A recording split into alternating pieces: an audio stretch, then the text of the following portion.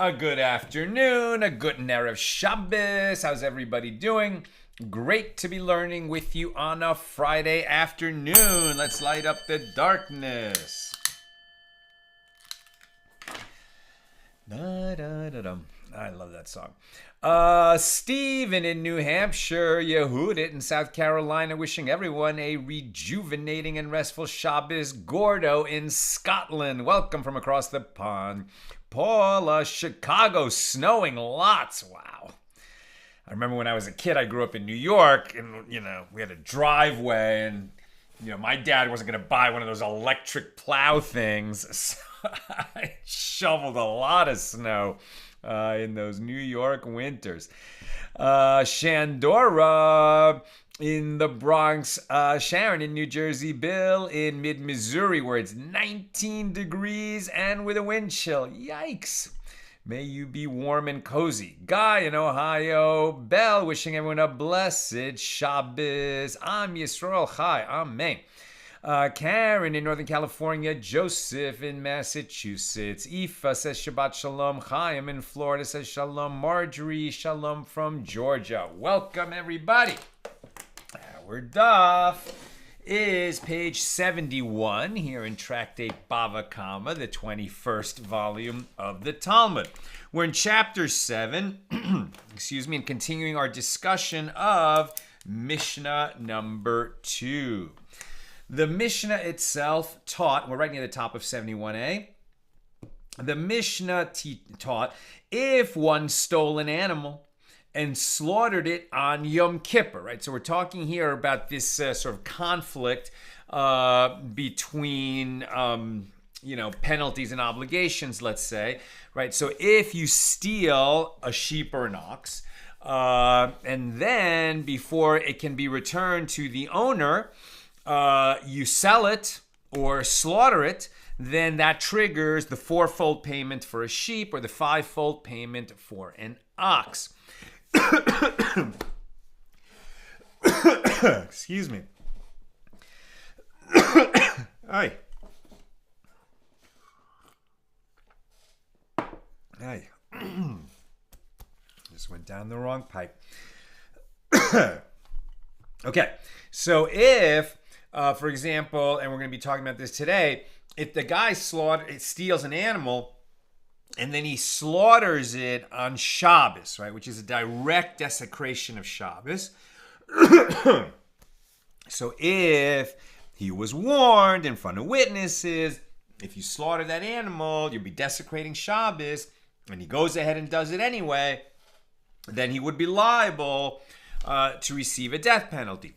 And if he's liable to receive the death penalty, then he's not going to have to pay the fourfold or fivefold payment for the same act, in keeping with the idea that if the same action triggers two penalties, then you're only going to be liable for the bigger one. So the death penalty is the bigger one, so that's why he would be exempt from the fourfold or fivefold payment. Now, slaughtering on Yom Kippur is not a capital offense like slaughtering on Shabbos, or it's not a death penalty offense, but it does trigger lashes if you're warned and you go ahead and do it anyway in front of witnesses. So, if one stole an animal and slaughtered it on Yom Kippur, he pays the fourfold or fivefold payment. And the sages say, questioning this ruling, why is he liable to pay it? Although there is no penalty of execution for slaughtering on Yom Kippur, nevertheless, there is the penalty of lashes. And we maintain that one is not sentenced to be flogged and obligated to pay for the same act. And the sages say in response, in accordance with whose opinion is this Mishnah taught? It is taught in accordance with the opinion of Rabbi Meir, who says one is sentenced to be flogged and obligated to pay for the same action. So it seems like Rabbi Meir's, the minority opinion, says, no, you could have to receive lashes and pay a fourfold payment for the same act, but the majority say no.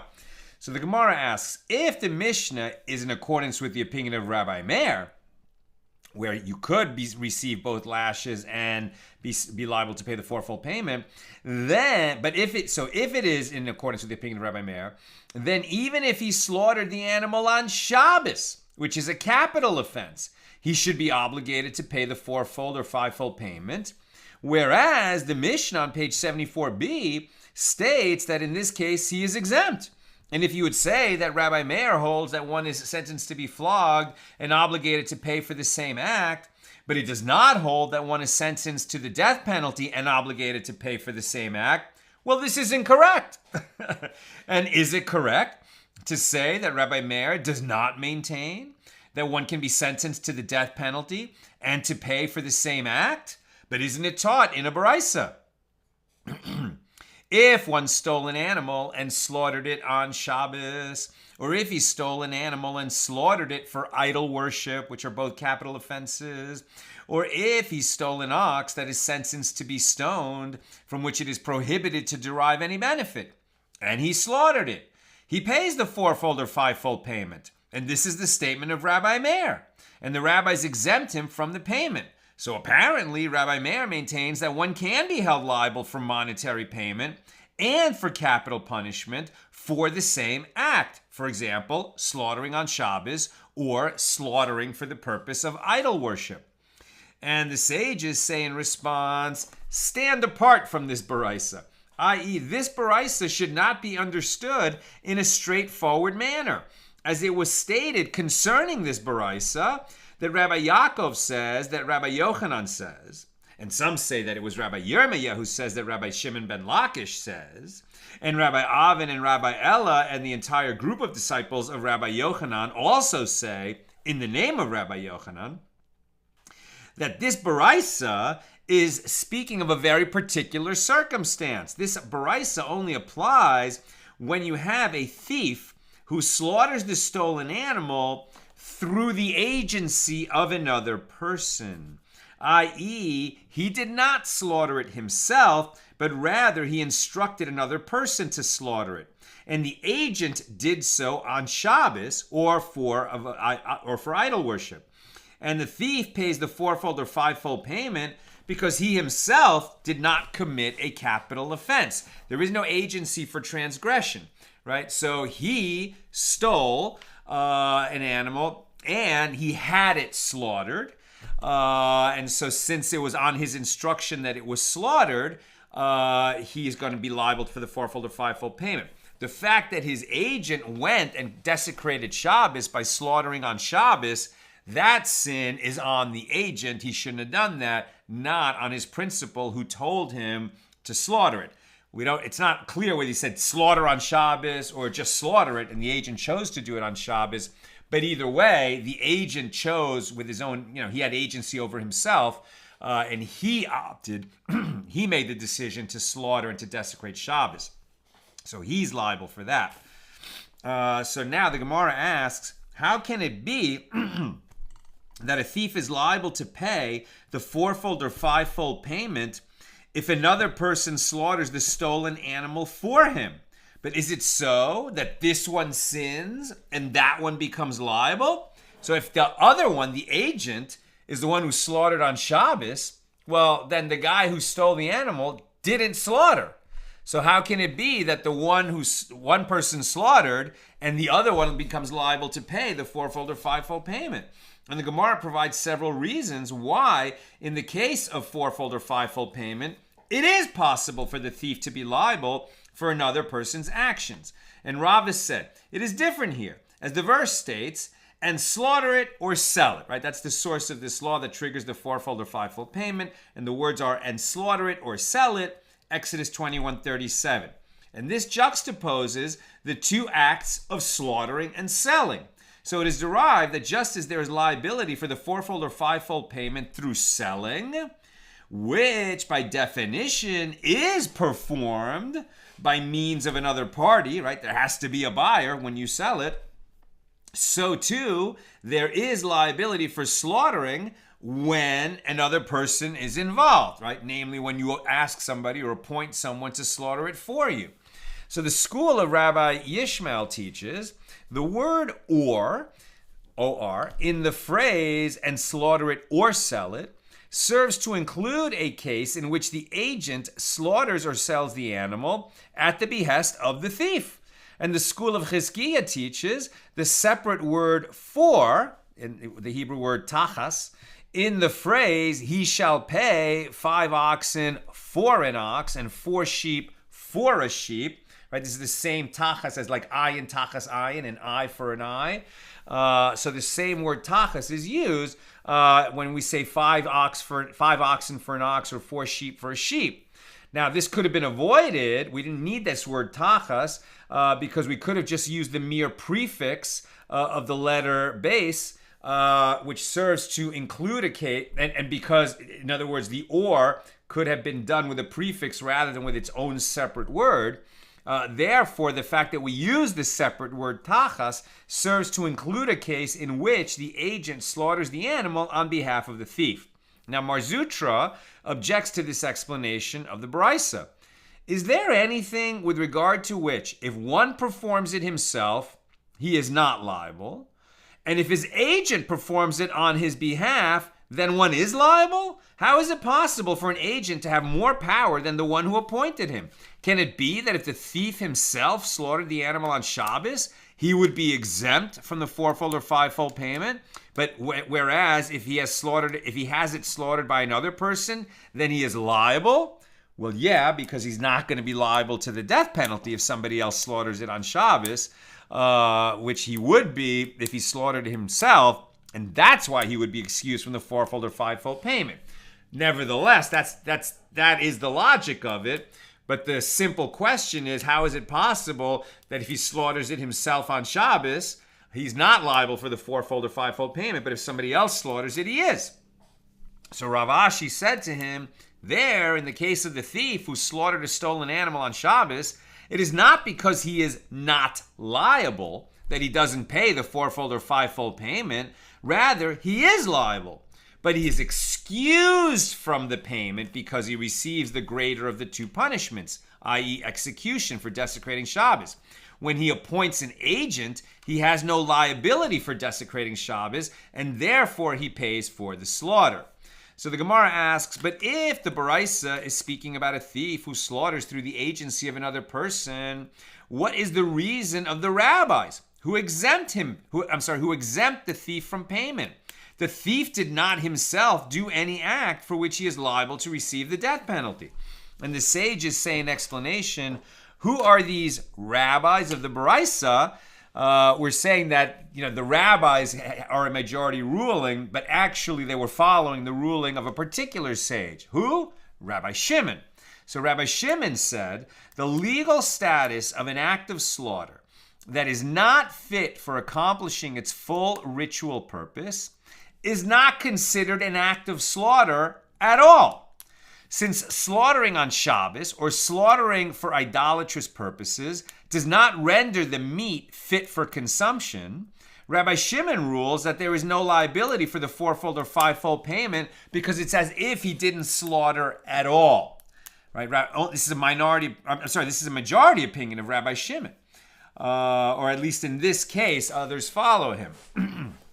So the sages say, questioning this explanation, granted, slaughtering for idol worship and slaughtering an ox that is sentenced to be stoned are cases of slaughter that is not fit, as in both of these cases it is prohibited to derive any benefit from the animal's flesh. If it was slaughtered for the purposes of idolatry, or if it was slaughtered, or if an ox that was sentenced to die because it had killed a person, its meat can never be eaten. So if you slaughter that ox, it was supposed to be stoned. So before the sentence was carried out on the ox to have it stoned because it killed a person, somebody comes along and slaughters it. But the meat of that ox remains prohibited for use. So even though he carried out the action, of a kosher slaughter, shechting, it's not going to render the meat fit for consumption. And that's why Rabbi Shimon says, even though he went through the motions of what appears to be a slaughter, legally it is not slaughter because it does not render the meat fit for consumption. So even if you say that with regard to, the slaughter for idolatry or slaughter of an ox that was sentenced to be stoned, that this is not slaughter because the meat is not fit to be eaten, but that is different from the case of slaughtering on Shabbos. This is very interesting.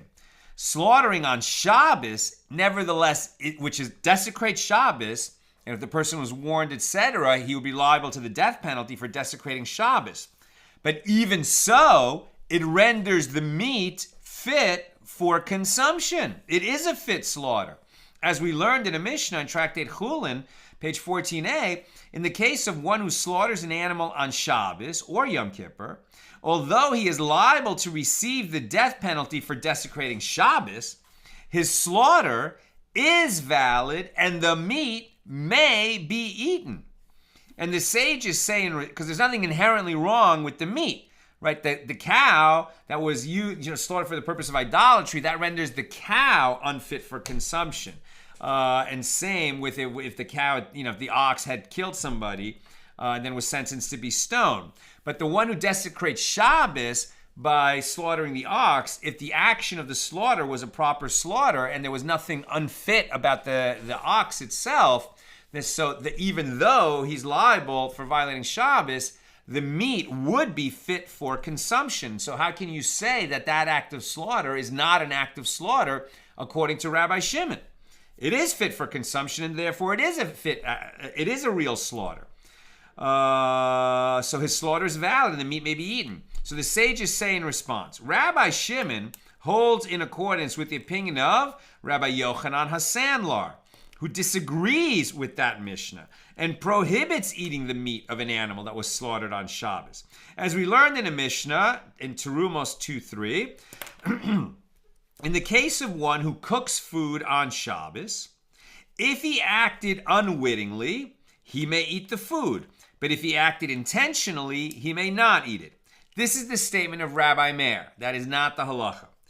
Rabbi Yehuda says, and this is the law, if he acted unwittingly, he may eat the food only upon the conclusion of Shabbos, right? Food that you cooked, even unwittingly, you didn't realize it was Shabbos, and so you cooked, and then later you became aware it was Shabbos, and you stopped, of course. So you didn't intentionally violate Shabbos. So Rabbi Meir would let you eat that food. Rabbi Yehuda says, sure, you can eat the food, but not until Shabbos is over. You can't eat food on Shabbos that was cooked during Shabbos, even though it was cooked unwittingly. And if the person acted intentionally by cooking that food on Shabbos, then that food, he may not eat it ever, although others may partake of it after Shabbos is over.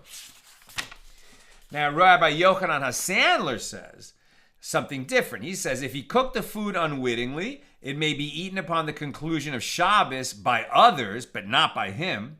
And if he acted intentionally, it may not be eaten ever, neither by him nor by others. Slaughter, like cooking, is a desecration of Shabbos that entails the death penalty with proper warning, etc. So it follows that Rabbi Yochanan HaSandlar maintains that the meat of an animal intentionally slaughtered on Shabbos may never be eaten. If so, this is a slaughter that does not render the meat fit for consumption, and therefore, according to the opinion of Rabbi Shimon, there is no fourfold or fivefold payment. And the Gemara asks, what is the reason for the opinion of Rabbi Yochanan HaSandlar? And the Gemara explains, this is as Rabbi Chia taught at the entrance to the house of the Nasi. It is written, and you shall observe Shabbos, for it is holy, Kodesh, to you. and one who profanes it shall be put to death, right? So there's the source that desecrating Shabbos is a capital offense, Exodus 31:14. So just as it is prohibited to eat a sacred item that is consecrated to the temple, kodesh, that same word, holy, consecrated, so too it is prohibited to eat food produced through an action that desecrates Shabbos. So the Gemara asks, if so, perhaps the analogy should be extended. Just as it is prohibited to derive benefit from a sacred item, so too it should be prohibited to derive benefit from a product of an action that desecrates Shabbos. And the Gemara answers, the verse states, it is holy to you, indicating that it shall be yours for deriving benefit. Although food cooked on Shabbos may not be eaten, it is permitted to benefit from it in other ways. And the Gemara further asks, based on the analogy between a sacred item and the product of an action that desecrates Shabbos, one might have thought that even if the action were performed unwittingly, it should be prohibited to consume the product like a sacred item. To counter this, the verse states, one who profanes it shall be put to death, indicating that it is with regard to one who desecrates Shabbos intentionally, so he profanes it, that I said this analogy to you, as the verse clearly is referring to one who is liable to receive the death penalty, but not one who desecrates Shabbos unwittingly, who is not subject to the death penalty. So the Gemara comments, Rav Acha and Ravina disagree with regard to this matter. One said that the product of an action that constitutes a desecration of Shabbos is forbidden by Torah law. And one said that the product of an action that constitutes a desecration of Shabbos is forbidden by rabbinic law. And the Gemara elaborates, the one who says it is forbidden by Torah law explains it, as we said, that the prohibition is based on the verse as interpreted by Rabbi Chia. And the one who says it is forbidden by rabbinic law would say that the verse states, it is holy, from which he infers, the day itself is holy, but the products of its prohibited actions are not holy. And therefore they are not compared to sacred items, and they may be eaten by Torah law. And the Gemara asks, granted, according to the one who said that products of a prohibited act are prohibited by Torah law, it is for this reason that the rabbis exempt the thief from the fourfold or fivefold payment when he slaughters an animal on Shabbos, as slaughter on Shabbos does not render the meat permitted for consumption, like the Rabbi Shimon would say. But according to the one who says that the product of a prohibited act on Shabbos may be eaten by Torah law, as Rabbi Yehuda said, but is forbidden by rabbinic law, so why do the rabbis exempt the thief when he appoints an agent to slaughter the animal for him, and the agent performs this action on Shabbos? We are on page 71b now.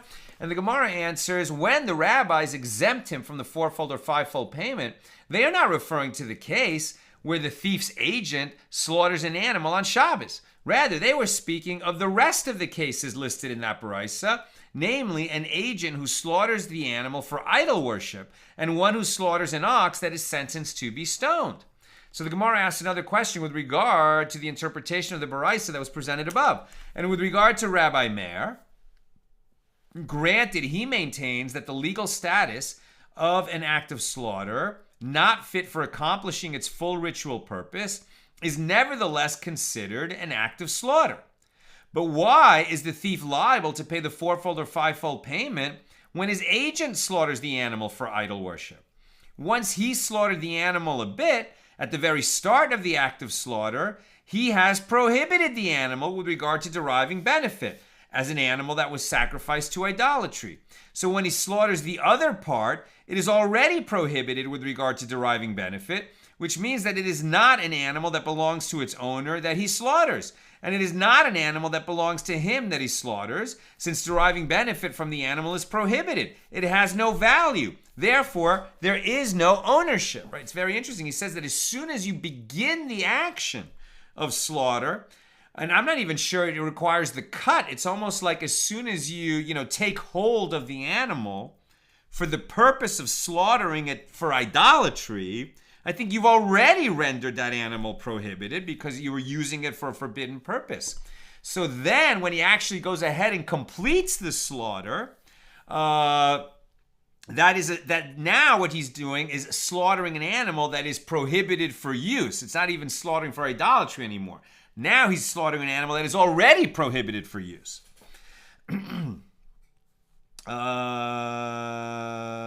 So Rava said, this is referring to one who says prior to the slaughter that only with the completion of the slaughter does he intend to worship it, does he intend to use it to worship idolatry. So therefore the prohibition does not take effect until that stage, which is also when the liability to pay the fourfold or fivefold payment is incurred. So the Gemara raises a question with regard to another of the cases of the Brisa. An ox that is sentenced to be stoned is an item from which deriving benefit is prohibited, and consequently when a thief or his agent slaughters this animal, it is not an animal that belongs to its owner that he slaughters, and it is not an animal that belongs to him that he slaughters. So why does Rabbi Meir obligate him to pay the fourfold or fivefold payment?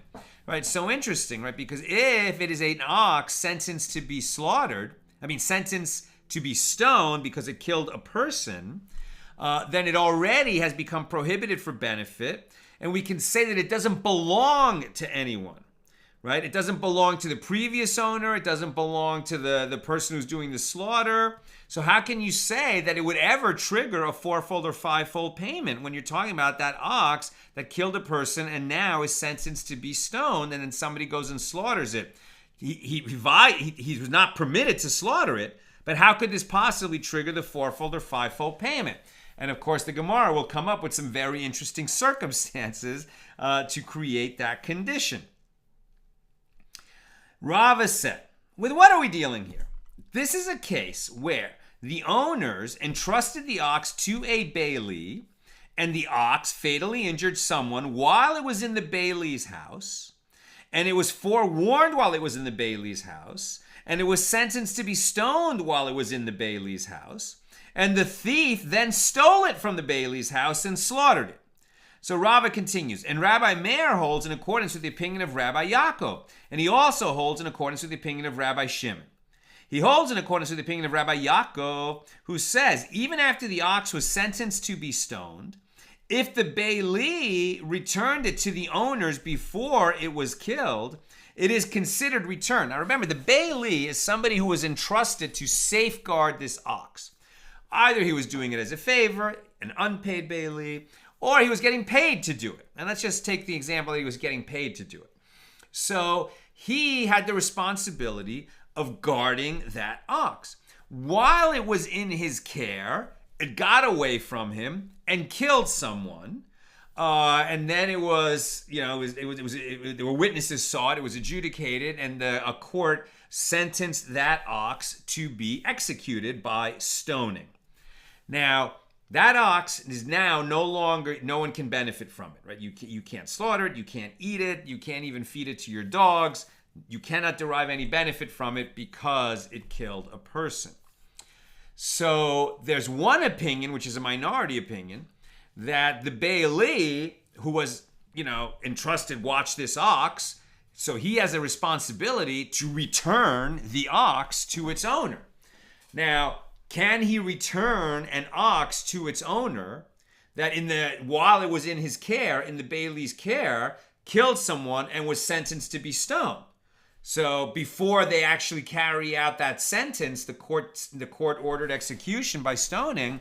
If the bailee takes the ox and gives it back to its owner and says, well, there's your ox, the ox is before you. Now the owner can't use that ox. The owner, all he can do is watch as the court executioner comes along and has that ox stoned. So has the bailee fulfilled his obligation to return the ox that was entrusted to him?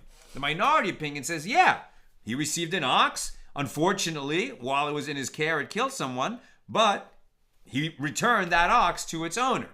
The majority opinion is, no. The bailee was entrusted with a usable ox, a valuable ox, an ox that could be worked. And that is what he needs to return to its owner. So, if in fact, while it was in his care, it killed someone and was sentenced to be stoned, then whether he does it before the ox is stoned or after the ox is stoned, the Bailey owes the owner a usable, living, whole ox or the value thereof. Now, the reason that this issue was brought up is that if the ox, according to the minority opinion, that the Bailey can return even this sentenced ox, right, this walking dead ox that is condemned to die, and fulfill his obligation to return the ox, then even though no one can derive benefit from that, court sentenced ox, the fact that the Bailey can use it to fulfill his obligation to return a living ox to its owner means that that ox can't be used for anything. It has no value to anyone except to the Bailey. To the Bailey, it has value. So if the thief steals it from the Bailey, when the Bailey, if you lived in a jurisdiction that was following that minority opinion, where the Bailey had the opportunity to return that ox to its owner and fulfill his obligation, and the thief stopped him from doing that, so then he has definitely deprived the Bailey of an item of great value, even though the ox that is sentenced to be stoned, no one can derive benefit from it. The Bailey can derive benefit from it in the sense that by returning it, he fulfills his obligation, but only according to the minority opinion. And Rabbi Meir holds in accordance with the opinion of Rabbi Shimon, who says an item whose elimination causes financial loss is considered to have monetary value. So with regard to an item that is otherwise worthless, if its elimination causes monetary loss due to the fact that it must be replaced, like the example we just named, and then we have a different kind of example that we're going to come to that is going to make a lot more sense. So an item that has, that it's going to save someone the cost of replacing it, right? So that it has value in that sense. It is considered to be a value. So in this case, although the ox is worthless in and of itself, because it's sentenced to die, no one can eat it, no one can work it. When the thief slaughters it, he prevents the Bailey from returning it intact to the owner and causes the Bailey to be obligated to pay the owner of the value of the ox before it was sentenced to be stoned. Consequently, the thief must reimburse the Bailey, as the ox effectively has value for the Bailey, and he's the only one for whom it has value. Now, as we learned in a Mishna on page 74b, Rabbi Shimon says, in the case of sacrificial animals for which the owner bears financial responsibility to replace them with another animal, if it is lost or it dies, then the thief is obligated to pay the fourfold or fivefold payment if he slaughters the animal.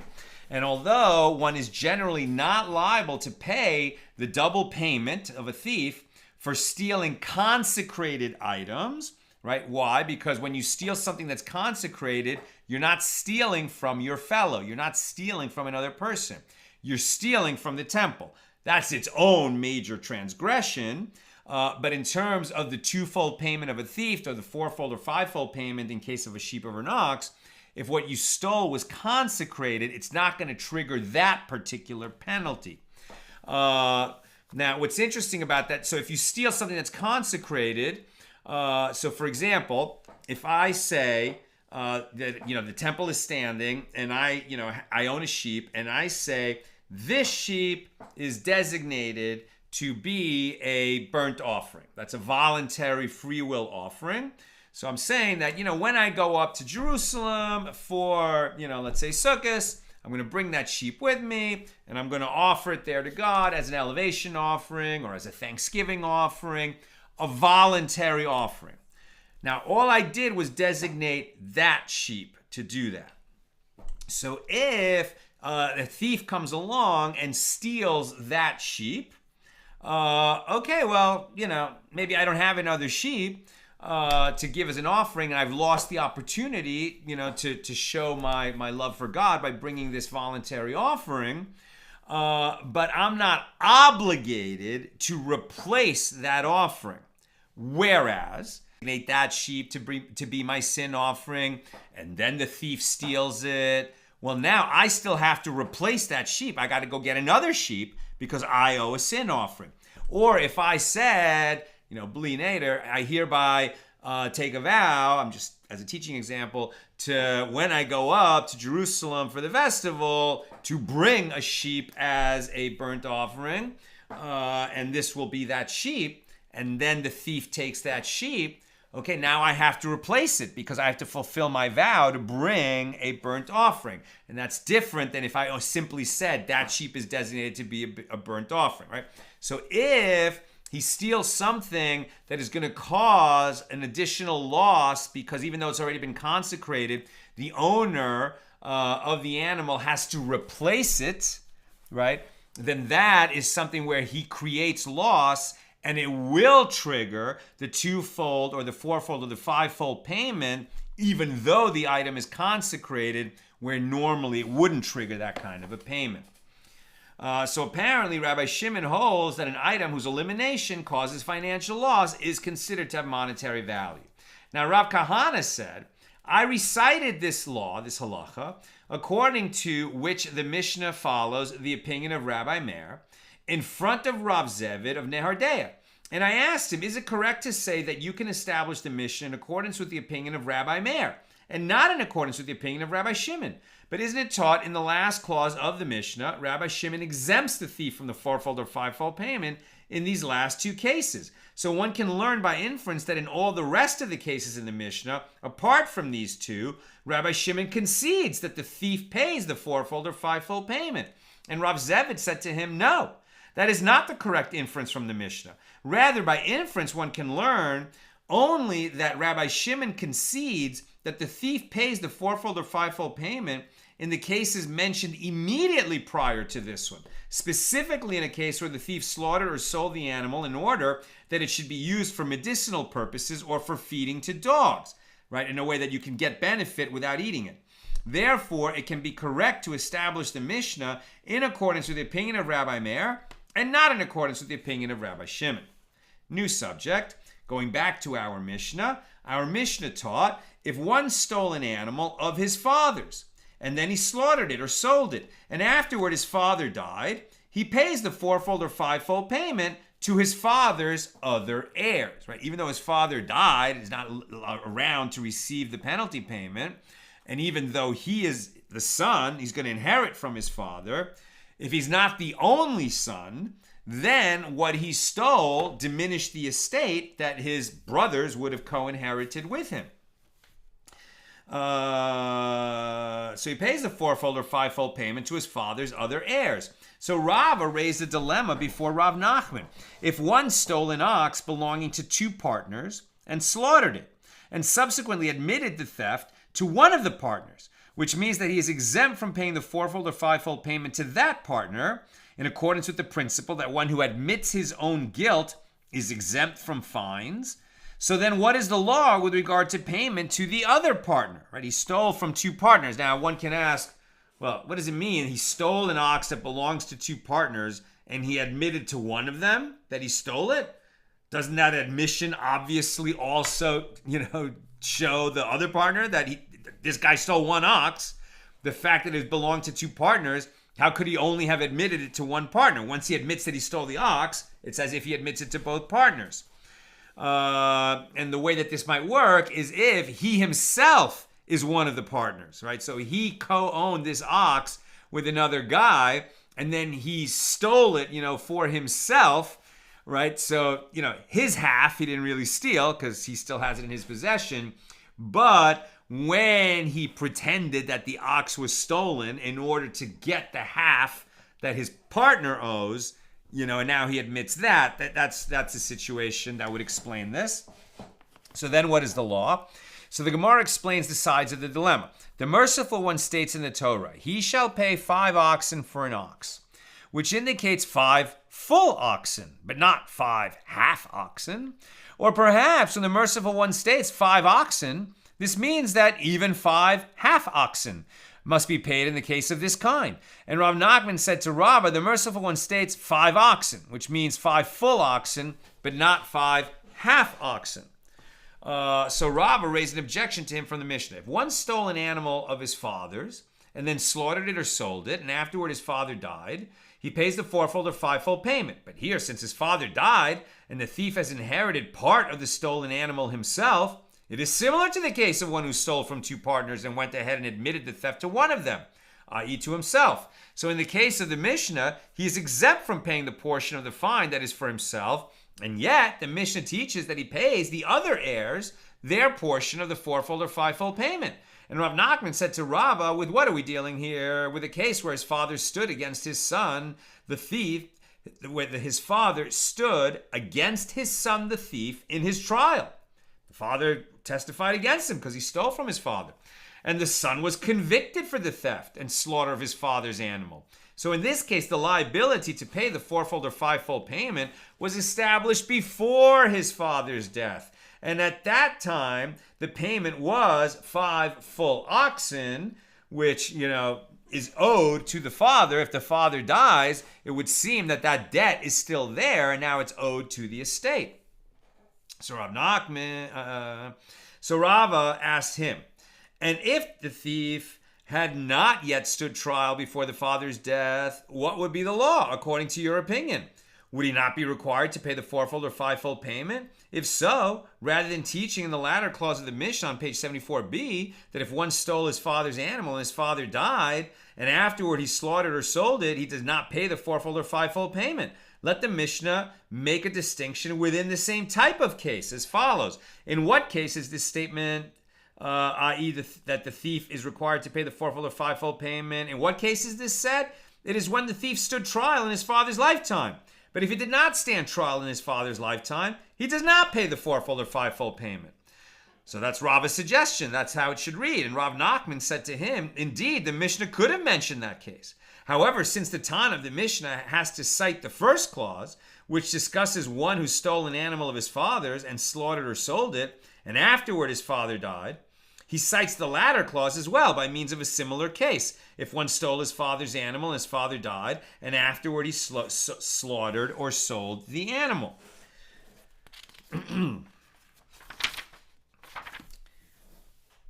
I'm almost done. So questions or comments, please get them in. So the discussion between Rava and Rav Nachman occurred in the evening. On the following morning, Rav Nachman retracted his statement. And he said to Rava, the merciful one states 5 oxen, and this means that even 5 half oxen are included. Or in other words, if you stole from 2 partners and you're only going to owe the fourfold or fivefold payment to one of them, you're going to owe half of that payment to, one of the half partners. So even though you don't owe the full fourfold or fivefold payment, but only half of it, we don't say that we're going to excuse him completely because the Torah only talked about 5 full oxen. Rather, you can make this half of the fivefold payment when the ox was half owned by a partner. Right, so on the following morning, Rav Nachman retracted his statement. He said to Rava, the merciful one states 5 oxen, and this means that even 5 half oxen are included. And Rav Nachman explained why he changed his mind. And the reason that I did not say this to you last night is because I had not eaten ox meat.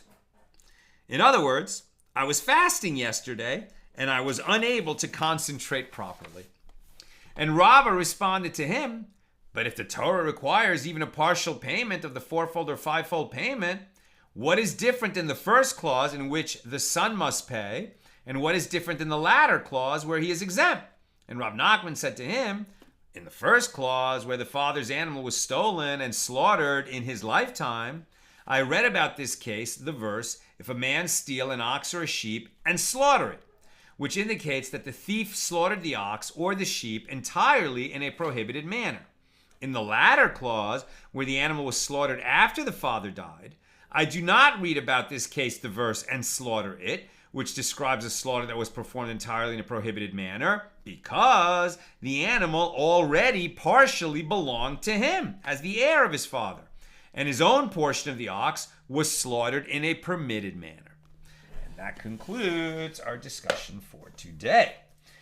Let's take a few questions. Ifa.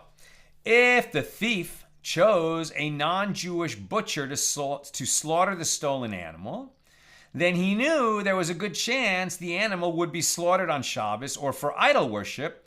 Isn't he responsible? No, because if a non-Jewish butcher slaughtered the animal, then for sure it is not an act of slaughter. Right? Slaughter doesn't mean killing the animal. Slaughter in this context means kosher shechting of the animal so that it would be permitted to eat by a Jew. If he has a non-Jew slaughter it, then by definition it's not slaughter. The animal has been killed. Now, you might say, well, wait a minute. Why are we saying that slaughter only counts if it renders the meat fit for consumption? This is Rabbi Shimon's opinion. I mean, let's say that he just kills the ox, right? Not because he's slaughtering it to get benefit from it, but he just kills it, right? Now, why is he killing it? Maybe, because he's going to take the carcass and do something with that. A nevela, which is fit, I guess, to feed to the dogs, but it's pretty big waste, right? To take a whole ox worth, $10,000 and just kill it in order to feed it to dogs. If you want to get something out of it, you sell it, right? So if you're not going to slaughter it so that you can eat it, what you're going to do is sell it so that you can get the money for the ox.